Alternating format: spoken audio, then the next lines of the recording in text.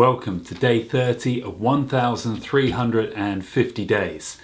Now today there's one sale to report. We're up to 1,094, and in this episode I want to discuss writing routines. And not just writing routines, also productivity routines. I'm hopeful that some of you out there are also people who want to be authors or are currently writing down ideas for a new book. If not that, you are somebody who is chasing a dream or wants to pursue their dream, has a product they want to create which they then want to sell. Obviously, whatever the case, whatever you might be out of all of those, it's going to take time to either write your book or create your product. Now the question is, what's the best way, what's the most efficient way for you to create your book or product quickly? Now I'm going to tell you what I did. In the first case, when I first began on this journey, many years ago, we're talking well over a decade, I would just start by writing for 1 hour a day. That was all I'd do. I'd set 1 hour aside amongst all the other stuff I was doing, and I would just write, get it all down on my laptop as much as I could, do an hour, stop. Didn't matter how many words I'd written. It could be a lot, could be little. I would do it by time.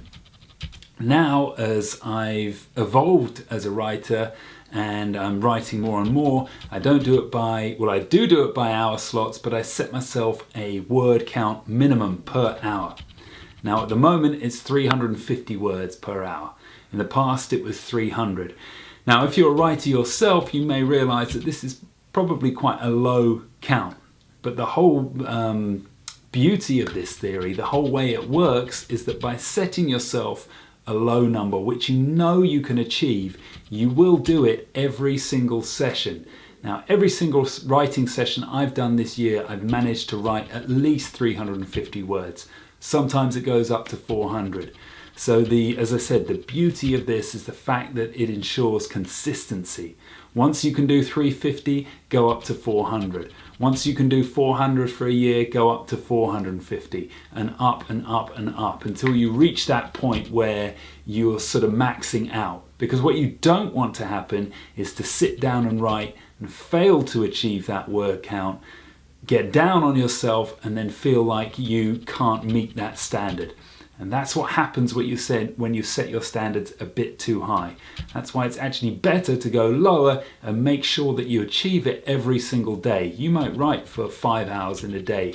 If you're doing 350 words every single time, in the end you'll get a lot done. So that's my advice to you. Either set a certain amount of hours you want to work, or once you become more productive, more skillful with your writing, set a word count.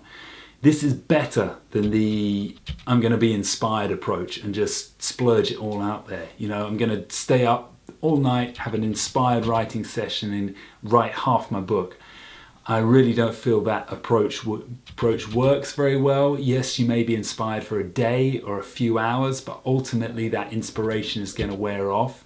And if you're relying on inspiration to write, then you might go for a week, 2 weeks, a month without getting anything done.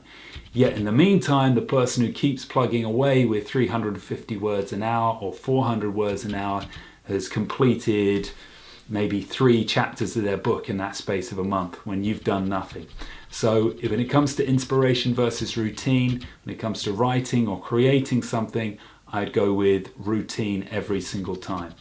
And this can apply beyond writing. It doesn't have to be writing, it can be to creating anything. Just set yourself a small, achievable goal and make sure you hit it every single time. Okay, that's enough for today's episode. Join us again on Thursday for day 33. See you then.